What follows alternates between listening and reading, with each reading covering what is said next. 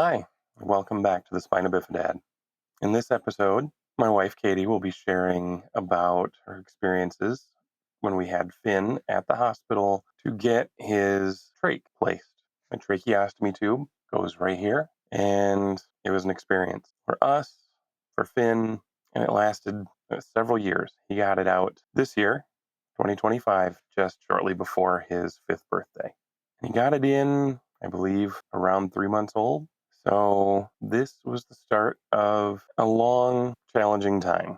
We're here to share this story in hopes that our experiences will benefit somebody who is looking at getting a trach or is going through it right now, and perhaps our experiences will give you some peace or encouragement as you travel your own road. Please remember, none of this is actual medical advice. We're just a mom and dad sharing our experiences with our son. Please enjoy the story as Katie tells it. All right, we're back again, and we have a little boy, very little boy, like 2 months old, 2 months old, and he has just had Chiari decompression surgery. Now, after 14 days, we leave hospital. We're very hopeful. We say, "All right, let's go home. Recovery is 6 weeks," and we're like, "All right, it was right here. The incision was right here. So like it wasn't a whole bunch of having to like keep him off his back, that kind of stuff. So that logistic thing wasn't too bad. He could eat anything, even though it was through the NG tube, and that was not great. But it's going okay. 5th week. We're gonna go, remember, we're gonna go at 6 weeks. 5th week, Strider starts again. And we're like, no. So 6 weeks, appointment, go in. We're thinking, this is fine. This is fine. Denial, really, right? Go in, talk to the doctors. And I don't know if this is a God thing or not. Probably a God thing. There was a little girl who was kind of parallel to Finn. Actually, Finn was parallel to her. Everything that was happening to her was happening to Finn like a week later. So everything that had happened to Finn happened to her a week before, and 5 weeks, the strider had started again for her. She went home and coded at home. So when we arrived, the strider started again. They said, "You're not going home." I should always remember now that if you go to a hospital for a checkup, a couple hours away, you should always bring it back just in case you have to start. Because again, I didn't bring it back. Denial. I was like, this isn't going to happen. He's not going to get Drake. It's fine. So, horrible thing to have coded at home. But because of it, my son had to stay. So, we're thankful. The doctors had seen that, said, okay, this is happening. We don't want him to code at home. So, we stayed. Yay. Now, just letting you know, because a lot of people ask, a lot of people associate, oh, spina bifida, trach. It's actually very uncommon. Like, having spina bifida does not mean you get a trach. Um, this is a very rare exception.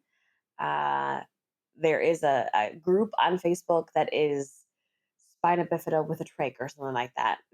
And there's like not a lot of people in it. And they don't really talk a lot. Like, it was not the place where I got my source of information from. There was a place that had like just trachs, not spina bifida with trach.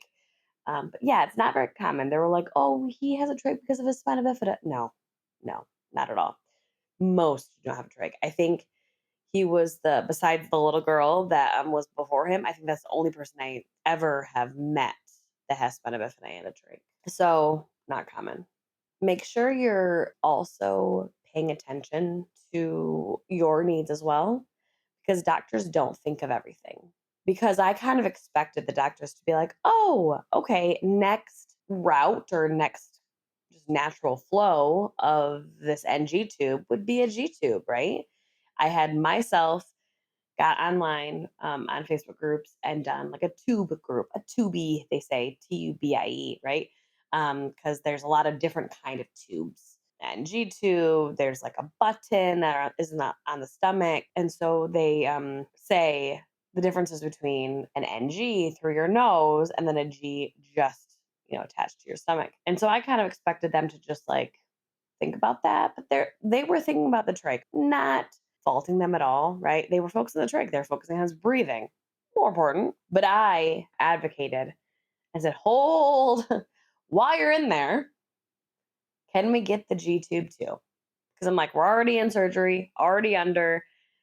He's not showing signs of improving with his NG, especially with his trach now. I don't think that feeding through the mouth is going to be the best. It's not just going to come naturally, right? It's not going to be like, oh yes, it's improving so much. And they were like, oh, yeah, you're right. That is a good idea. So that was definitely a me push to say, okay, hold on. Let's also get this done as well. So had to learn, and this is when my husband did come on the weekends and stuff, to learn to care for the trach. We had to learn how to change it because that one trach, you can't have that in the whole time. You have to change it weekly and clean it and all that stuff. I remember the first time we changed out the trach, very scary. You have two people there plus the nurse, and one person takes it out, the other person slides it in. I remember doing it and the adrenaline. And then I just started bawling because I just saw the hole in my baby's neck. And it was so real.